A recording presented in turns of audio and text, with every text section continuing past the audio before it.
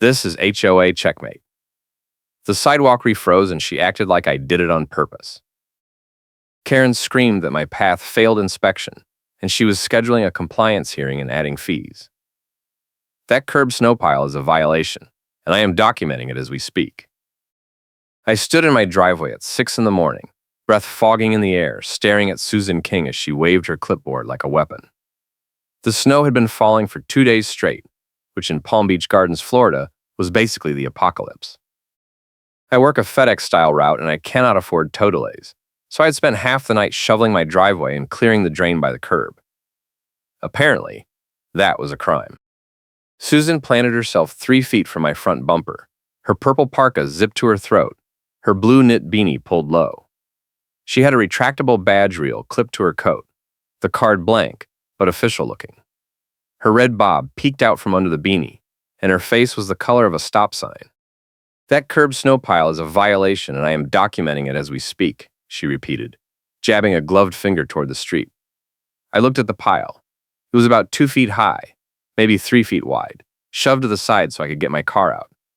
Every other house on the block had the same setup.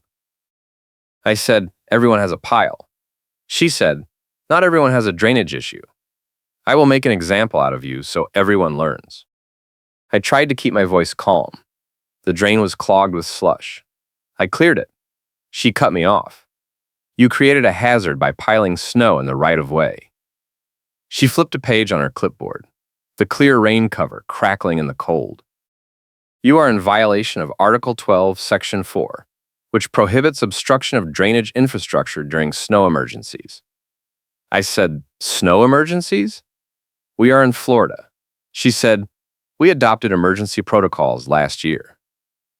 You would know that if you attended meetings. I said, I work nights. She said, that is not my problem. Go ahead and call whoever you want. I have a committee for that. That line landed like a slap. I did not say anything for a second because I was trying to figure out if she was serious. She was. She tapped her pen on the clipboard and said, you have 72 hours to remove the pile and submit a remediation plan. If you fail to comply, the association will contract a vendor and bill you for the service, plus administrative fees. I said, what is a remediation plan? She said, a written document detailing how you will prevent future violations. I said, it is a snow pile. She said, it is a pattern of negligence. Then she turned and walked back toward the clubhouse, her boots crunching through the snow. I stood there holding my shovel, staring at the pile. The Whiteout Village Ridge Association had always been strict, but this was new. Susan King was the Design Review Board vice chair, which meant she had the power to block approvals and make your life miserable if you crossed her. I had heard stories. A guy 2 streets over spent 18 months trying to get a fence approved because Susan kept finding new problems with the shade of the stain. Another neighbor had been fined for parking a work truck in his own driveway because it had a company logo on the door. The association fed on rules, and Susan was the head feeder. I went inside and made coffee. My plan was to ignore her and hope she moved on to someone else. That plan lasted about 6 hours. At noon, a tow truck pulled up in front of my house. The driver got out, looked at a printout, then looked at my car. I ran outside. I said, what are you doing? He said, I got an order to tow this vehicle. I said, on whose authority? He showed me the printout. It had the Whiteout Village Ridge Association logo at the top, and a note that said the vehicle was parked in violation of emergency snow protocols. I said, this is my driveway. He said, I just follow the work order. I called Susan. She answered on the first ring. I said, you sent a tow truck to my house. She said, you were notified of the violation this morning. You failed to comply. I said, it has been 6 hours. She said, the notice stated immediate action required. I kept my plan quiet because the HOA depends on controlling the narrative. I told the driver I would move the pile right now. He said, that does not stop the tow. I said, then what stops it? He said, payment or a release from the association.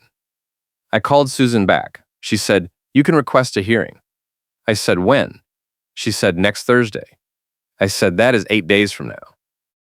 She said, the board meets on a fixed schedule. I will make an example out of you so everyone learns. Then she hung up. The tow driver hooked up the winch cable.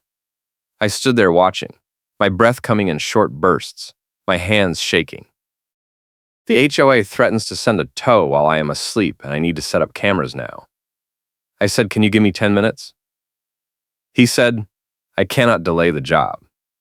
I said, I will pay you. He looked at me, then at the cable, then back at me. He said, 200. I pulled out my wallet. He unhooked the cable and drove off. I went back inside and started making calls.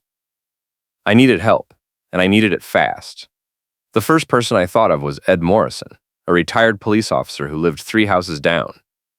Ed knew everyone in the neighborhood and had a reputation for cutting through nonsense. I walked over and knocked. He opened the door holding a mug of coffee. I said, Susan is trying to tow my car. He said, over the snow pile? I said, you saw it? He said, everyone saw it. She was out there at 5:30 taking pictures. Ed invited me in. He had lived in Whiteout Village Ridge for 15 years and had served on the board twice before stepping down. He said, Susan has been escalating for months. She is blocking approvals, rewriting rules, and targeting people she does not like. I said, can she do that? He said, technically no. Practically yes, if no one pushes back. He told me the association had adopted a snow emergency protocol last winter after a freak storm. The protocol gave the design review board authority to issue immediate fines and contract vendors without board approval. I said, that sounds illegal. He said, it probably is, but no one has challenged it. Ed pulled out his phone and showed me a photo. It was a spreadsheet with a list of addresses. My address was highlighted in yellow. He said, a vendor sent this to me by mistake. It is a target list. I stared at the screen. There were 12 addresses on the list, all with notes like non-compliance history or visual blight or uncooperative. My note said repeat offender, high priority. I said, repeat offender of what? Ed said, does not matter. Once you are on the list, they find reasons. Ed said the best move was to request a formal hearing and bring evidence. He said, document everything, photos, timestamps, receipts. If you can prove inconsistency, you can force the board to drop it. I said, what if they do not drop it? He said, then you go to the state. Florida has laws about HOA abuse. It takes time, but it works. I thanked him and went home. I spent the rest of the day setting up cameras. I mounted one on the front porch facing the driveway, one on the side of the house facing the street, and one in the back facing the drain. The HOA threatens to send a tow while I am asleep, and I need to set up cameras now. I tested the feeds and set them to record continuously with cloud backup. That night, I got a notice taped to my front door. It was printed on Whiteout Village Ridge Association letterhead and signed by Susan King. The notice said I was being fined $500 for the snow pile, $200 for failure to submit a remediation plan, and $100 per day until compliance was achieved. The deadline for compliance was listed as February 3rd, which was yesterday. I read it twice. The notice was dated February 4th, which was today, but the violation date was listed as February 2nd, which was 2 days ago. I had not even shoveled the driveway until February 3rd. Someone moves a notice onto my door to frame me as late, and Susan pretends she is shocked. I took a photo of the notice with my phone, making sure the timestamp was visible. Then I checked my cameras. The footage from the front porch showed Susan walking up at 7 p.m. and taping the notice to the door. The footage from the street showed her taking photos of the snow pile at 5:30 a.m., just like Ed had said. I saved both clips and emailed them to myself. The next morning, I called the management company listed on the notice. A woman answered and said, Whiteout Village Ridge, how can I help you? I said I received a violation notice with incorrect dates. She said, I will transfer you to compliance. The line went dead. I called back. The same woman answered. I said, "You just hung up on me." She said, "The compliance officer is unavailable." I said, "When will she be available?" She said, "I cannot say." I decided to go to the clubhouse in person.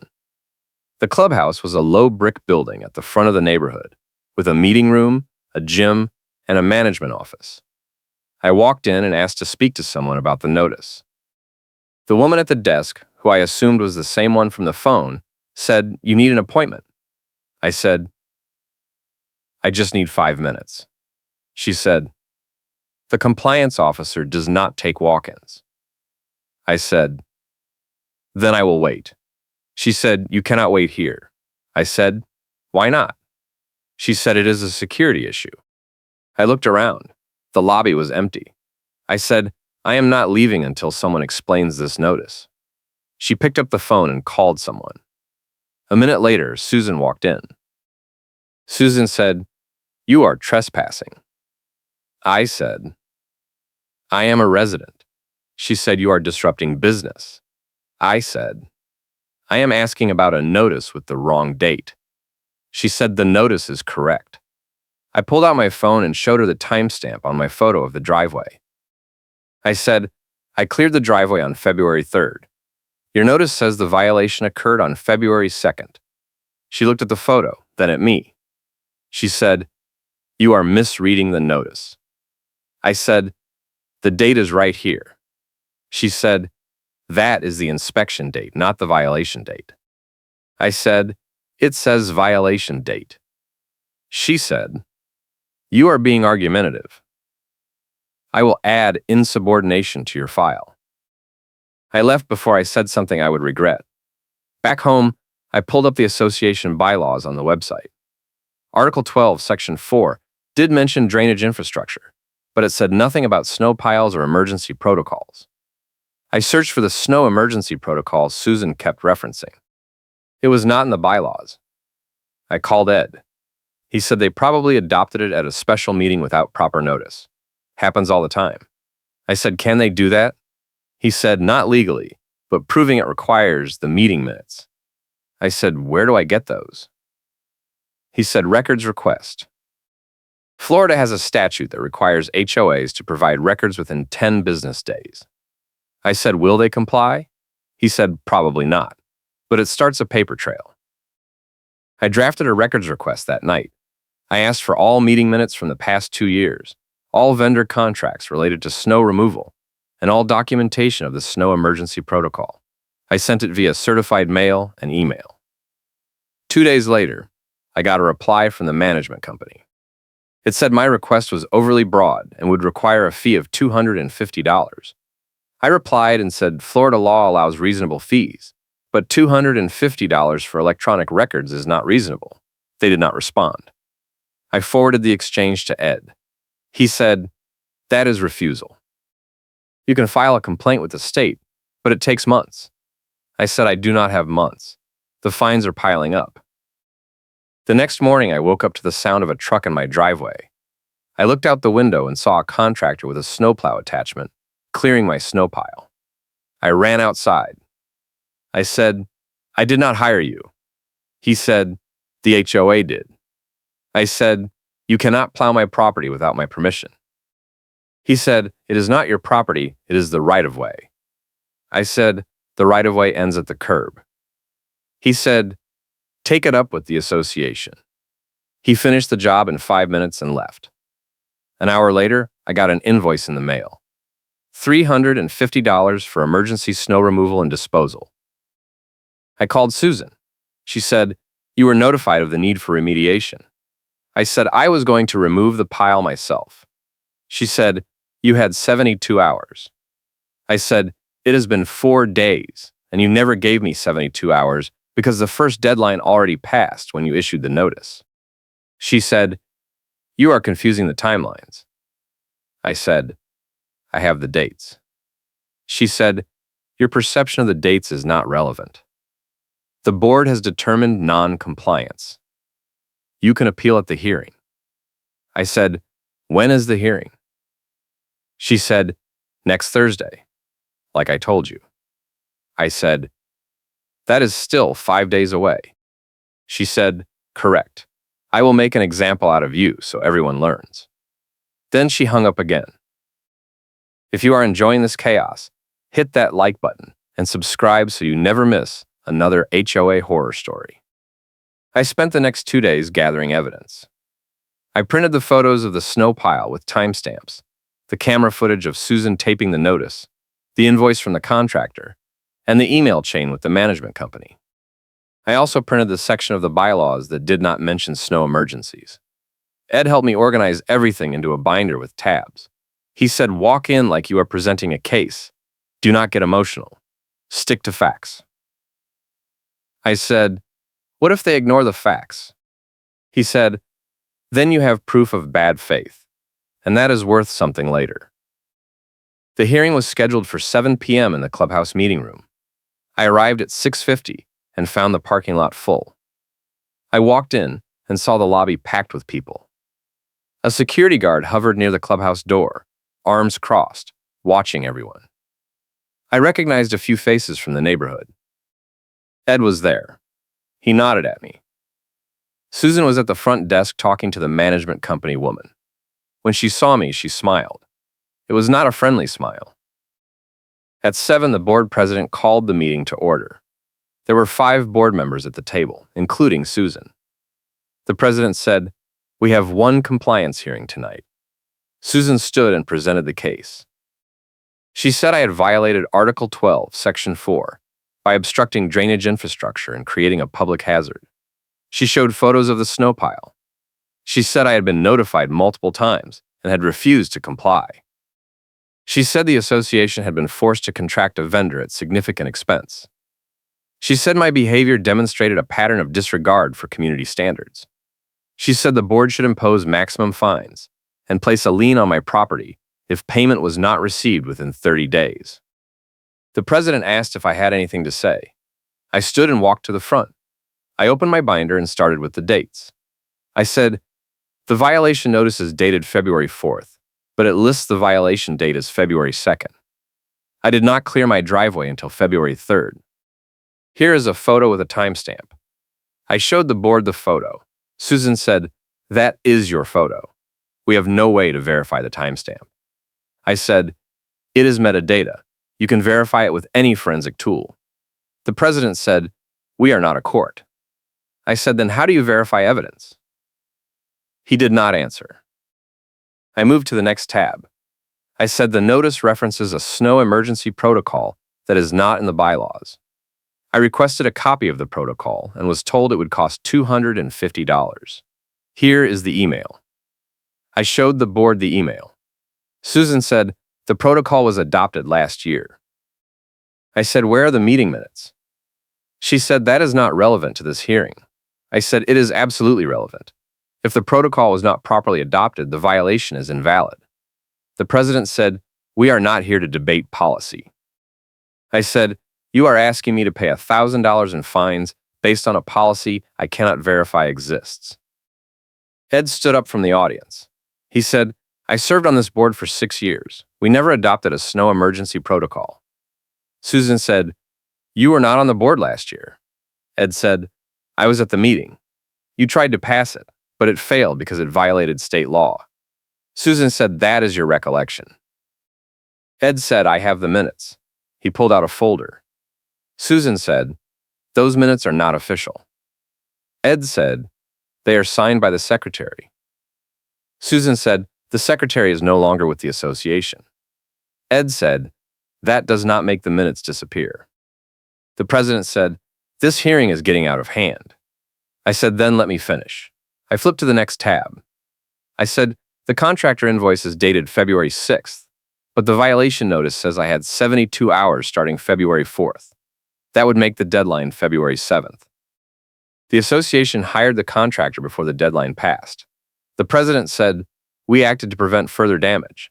I said there was no damage. The drain was clear. Here is a photo from the same day showing the drain. I showed the board the photo. Susan said, that photo is irrelevant. The pile itself is the violation. I said, then why does the notice say obstruction of drainage infrastructure? She did not answer. I pulled out the last tab. I said, I also have this. I held up a printout of the vendor spreadsheet Ed had shown me. I said, this is a target list from one of your contractors. My address is on it, marked as high priority. The president said, where did you get that? I said, that does not matter. What matters is the association is using a pre-selected list to justify violations. The president said, that is a serious accusation. I said, it is a serious document. Susan said, that spreadsheet is out of context. I said, then provide the context. She did not. The room was silent. The president looked at the other board members. One of them, a woman in her 50s, said, I think we should table this until we can review the documents. The president said, we cannot table a compliance hearing. The woman said, we can if there is a procedural issue. The president looked at Susan. Susan said, there is no procedural issue. The woman said, then explain the dates. Susan said, the dates are correct. The woman said, they do not look correct. The president said, we will take a 5-minute recess. During the recess, Ed walked over to me. He said, you did well. I said, they are going to ignore it. He said, maybe, but you got it on the record. If they rule against you, you have grounds for appeal. I said, appeal to who? He said, the state. Or a judge. I said, that takes months. He said, sometimes that is the only way. The board came back. The president said, after reviewing the materials, we have decided to uphold the fines but reduce the total to $500. I said, on what basis? He said, the board has discretion. I said, discretion based on what? He said, the totality of the circumstances. I said, that is not an answer. He said, the decision is final unless you file an appeal. Susan smiled. She said, go ahead and call whoever you want. I have a committee for that. I walked out. Ed followed me. He said, that was bad, but not as bad as it could have been. I said, they cut the fine in half and admitted nothing.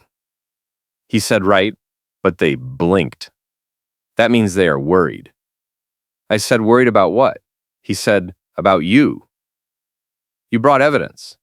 You made him look stupid. They know you are not going away. I said, what do I do now? He said, file the appeal and keep digging. If the management company is not properly contracted, the whole thing falls apart. That night, I could not sleep. I kept thinking about what Ed had said. If the management company is not properly contracted, the whole thing falls apart. I pulled up the association website and looked for the management contract. It was not there. I checked the bylaws. Section 9 said the board must approve all vendor contracts and file them with the county. I went to the county website and searched for Whiteout Village Ridge Association. I found incorporation documents, but no management contract. I searched again, this time for the management company name. I found one contract, dated 2018, for a different HOA. Nothing for Whiteout Village Ridge. I called Ed at 6 in the morning. I said, I cannot find a management contract. He said, what do you mean? I said, it is not filed with the county. He said, it has to be. I said, it is not. He was quiet for a second. He said, if there is no contract, the management company has no authority. I said, exactly. He said, you need to confirm that. I said, how? He said, File A, another records request. Ask for the original contract, all amendments, and proof of board approval. If they do not have it, they cannot enforce anything. I sent the request that morning. I also sent a copy to the state office that handles HOA complaints. 2 days later, I got a reply from the management company. It said the contract was proprietary and could not be released. I forwarded the reply to the state office. They replied and said that was not a valid reason under Florida law. They opened an investigation. The management company did not respond. Meanwhile, Susan escalated. I got another notice taped to my door. This one said my driveway drain was still clogged, and I was being fined $200 per day until it was cleared. I checked the drain. It was clear. I checked the cameras. The footage showed Susan walking up to my house, taking a photo of the drain, and then pouring a bucket of slush into it. She had staged the violation. I saved the footage and emailed it to the state investigator. I also emailed it to the board president. I said, "This is fraud." The president replied and said he would look into it. He did not. 3 days later, I got a letter from the association attorney. It said I was being placed on a payment plan for all outstanding fines and that failure to comply would result in a lien. The total was now $1,800. I called a lawyer. The consultation cost $200. The lawyer said I had a good case. The litigation would cost at least $10,000 and take a year. I said, "I do not have $10,000. He said, "Then your options are to pay the fines or move." I said, "That is it?" He said, "Or you wait for the state investigation. But those take time." I said, "How much time?" He said, 6 months to a year. I hung up and sat in my car for an hour. That night, Ed called me. He said, "I found something." I said, "What?" He said the management company contract expired in 2020 and was never renewed. I said, "How do you know?" He said, "I talked to the old board secretary. She kept her own records." I said, "Can she testify?" He said, "She will give you a statement." I said, "When?" He said, "Tonight." I drove to her house. Her name was Linda. She was in her 70s and had served as secretary for 8 years before stepping down. She said, "Susan pushed me out because I kept asking about the contract." I said, "What did you find?" She said, "Nothing." That was the problem. The contract was supposed to be renewed in 2020, but the board never voted on it. Susan said it was automatic. I said, "It is not automatic." She said, "I know." I told them that. They ignored me. Linda gave me a signed statement and copies of her records. The records showed multiple board meetings where the contract renewal was listed as an agenda item, but never discussed. The last meeting where it was mentioned was January 2020. After that, nothing. I took the statement and the records to the state investigator. The investigator said, "This is good. We can move faster now." I said, "How fast?" He said, "A few weeks." I said, "I have fines piling up." He said, "Do not pay them. If the contract is invalid, the fines are invalid." Susan did not wait a few weeks. She waited 2 days. Then she sent a tow truck back to my house. This time, I was ready. I had my cameras running, my phone recording, and Ed standing in my driveway as a witness. The tow truck driver hooked up the cable. I said, "You cannot tow this car." He said, "I have an order." I said, "The order is fraudulent." He said, "Take it up with the association." I said, "I am taking it up with the state." He shrugged and started the winch. I called the police. They arrived 10 minutes later. The officer asked what was going on. I explained the situation. The officer looked at the tow order, then at the driver. He said, "Do you have proof the association has authority to order this tow?" The driver said, "It is on the order." The officer said, "That is not proof." The driver said, "I am just doing my job." The officer said, "Your job is on hold until this is resolved." The driver unhooked the cable and left. Susan walked up. She said, "This is an HOA matter." The officer said, "Not when it involves potential fraud." She said, "I am a board member." He said, "That does not give you immunity." She said, "I want your badge number." He said, "It is on my shirt." She said, "I will be filing a complaint." He said, "You do that." Then he turned to me and said, "Keep your records. If this happens again, call us." I thanked him. Susan glared at me and walked away. That was the moment I knew I had her. She was panicking. People who are confident do not threaten badge numbers. People who are losing do. I spent the next week preparing for the final move. I filed a formal records complaint with the state, attaching Linda's statement, the expired contract proof, and the footage of Susan staging the drain violation. I also filed a complaint with the county attorney about unauthorized towing. The state investigator called me 2 days later. He said, "We are scheduling an emergency hearing. The board has to show cause why the management company should be allowed to continue operations." I said, "When?" He said, "Next week." I said, "Will Susan be there?" He said, "She has to be. She is the compliance officer." The hearing was held at the county courthouse. The board was required to bring all contracts, meeting minutes, and financial records. They did not. The board president showed up with a folder of loose papers and no explanation. The investigator asked for the management contract. The president said it was being located. The investigator said, "You have had 2 weeks." The president said, "Our records are incomplete." The investigator said, "That is not acceptable." The president said, "We are a volunteer board." The investigator said, "That does not exempt you from state law." Susan tried to speak. She said, "This is a vendetta by a disgruntled resident." The investigator said, "The resident filed a valid complaint." Susan said, "The complaint is based on misunderstandings." The investigator said, "The complaint is based on a missing contract." Susan said, "The contract exists." The investigator said, "Then produce it." She did not. The investigator asked for the meeting minutes from 2020. The president handed over 3 pages. The investigator read them and said, "These minutes do not show a vote to renew the contract." The president said, "It was implied." The investigator said, "Implied is not a legal standard." The investigator ruled that the management company had no valid contract and therefore no authority to collect fines, hire vendors, or issue violations. He ordered all fines reversed and all liens removed. He also ordered the board to cease enforcement actions until a proper contract was executed and approved.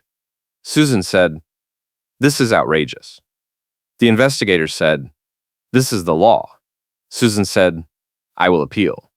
The investigator said, "You can try." Outside the courthouse, Ed shook my hand. He said, "That was perfect." I said, "It is not over.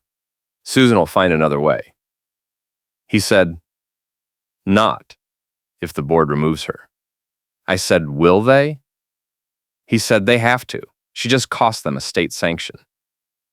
I said, "What happens now?" He said, "The board has to hold a special meeting to address the findings. You should be there." I said, "I will be." The special meeting was scheduled for the following week. The board announced it via email with less than 48 hours notice, which violated the bylaws, but no one cared anymore. The meeting room was packed. Half the neighborhood showed up. Susan sat at the board table looking like she had not slept in days.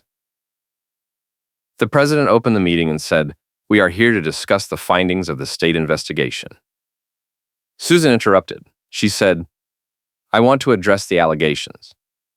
The president said, "You are not on the agenda." She said, "I am the compliance officer." The president said, "Not anymore." The board voted to remove Susan from her position and place her on a no-contact directive. The directive said she could not communicate with residents about violations, attend hearings, or represent the association in any capacity. She said, "You cannot do this." The president said, "We just did." She said, "I will sue." The president said, "You can try." She stood up, grabbed her clipboard with the clear rain cover, and walked out. The room erupted in applause.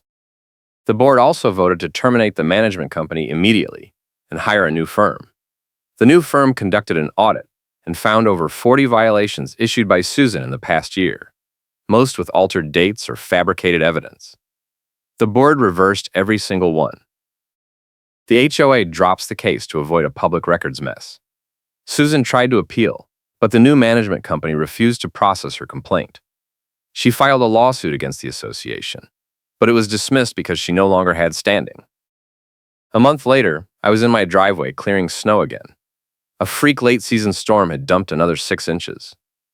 I piled the snow by the curb, same as before. No one said a word. Ed walked by with his dog and waved. He said, "Looks good." I said, "Thanks." He said, "You should run for the board." I said, "Absolutely not." He laughed. He said, "Fair enough." I said, "How is Susan?" He said, "Gone. She moved out last week." I said, "Where did she go?" He said, "No idea. No one cares." That night, I got a message from a neighbor I had never spoken to. She said, "Thank you for standing up to Susan. A lot of us wanted to, but we were afraid." I replied and said, "It was not just me." She said, "Still, it mattered." I said, "It did." She said, "If you ever need anything, let me know." I said, "Same."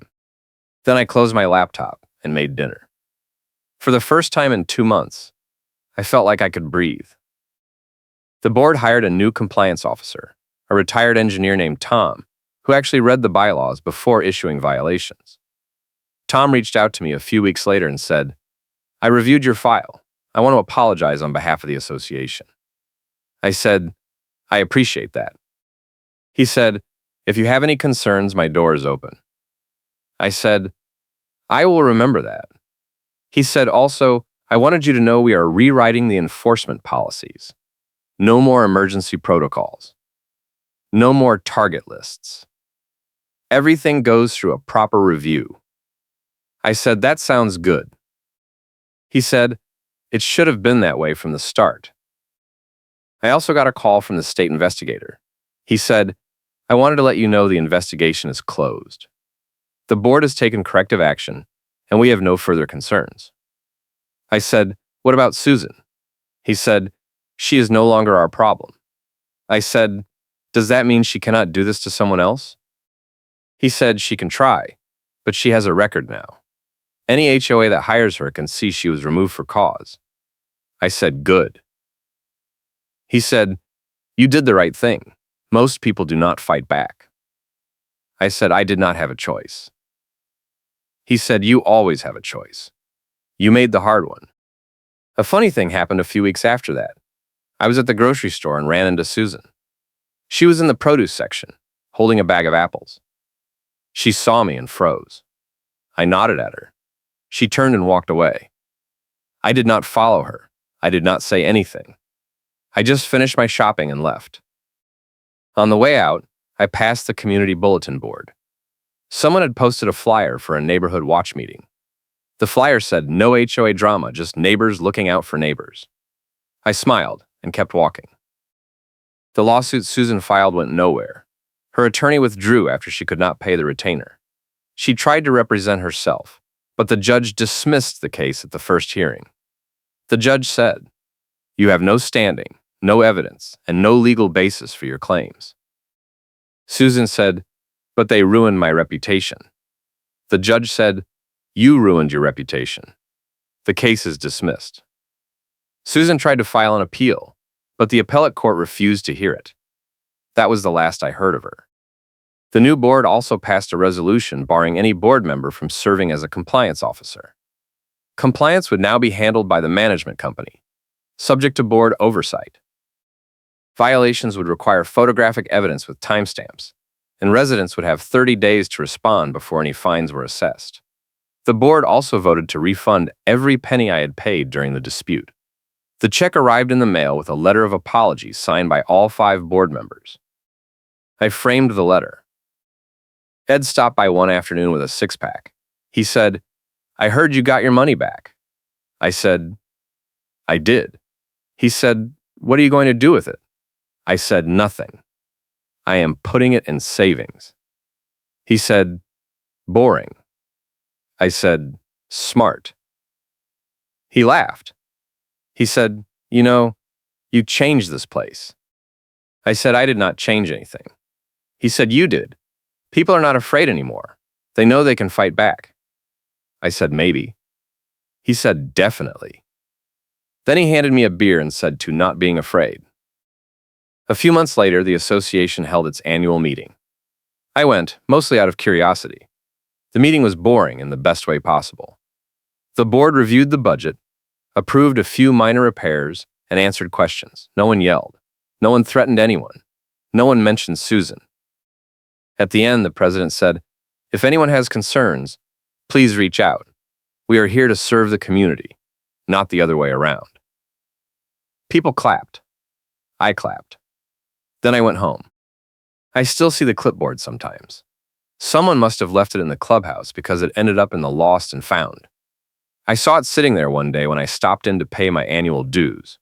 The clear rain cover was still on it, blank and useless. I thought about taking it, just to throw it away, but I decided to leave it. Let someone else deal with it. I had dealt with enough. The neighborhood is quieter now. The snow has melted, and spring is coming. The drain by my driveway is clear. The curb is clean. No one has taped a notice to my door in months. I still have the cameras running, just in case, but I do not check them as often anymore. I do not need to. The HOA is not perfect, but it is functional, and that is enough. One night, I was sitting on my porch when a car pulled up. A woman got out and walked over. She said, "Are you the guy who stood up to Susan King?" I said, "I guess." She said, "I am moving into the neighborhood next week." I heard the story. I just wanted to say thank you. I said, "You do not need to thank me." She said, "Yes, I do. I was about to back out of the sale because I heard how bad the HOA was. Then I heard what you did." I said it was not just me. She said, "Still, it matters." I said, "Good luck." She said, "Thanks." Then she got back in her car and drove away. I sat there for a while after that, thinking about what she said. It matters. I guess it does. I never wanted to fight the HOA. I just wanted to clear my driveway and go to work. But Susan forced my hand, and I forced hers. And in the end, she lost. Not because I was smarter or tougher, but because she overplayed. She thought the rules protected her, but the rules do not protect anyone who breaks them. That is the funny thing about power. It only works if people believe in it. The moment they stop believing, it disappears. The last time I saw Susan was at the county records office. I was there picking up copies of the final ruling. She was there filing something, probably related to her move. We made eye contact for half a second. She looked away. I did not. I just took my documents and left. I did not gloat. I did not say anything. I did not need to. She knew. I knew. That was enough. Now, when I drive through the neighborhood, I see people working on their houses without fear. I see kids playing in the street. I see neighbors talking to each other instead of avoiding eye contact. I see a community instead of a battlefield. That is what happens when you fight back. Not just for yourself, but for everyone who could not. I did not set out to be a hero. I just set out to keep my car from being towed. But sometimes, that is enough. I hope your notices stay non-existent.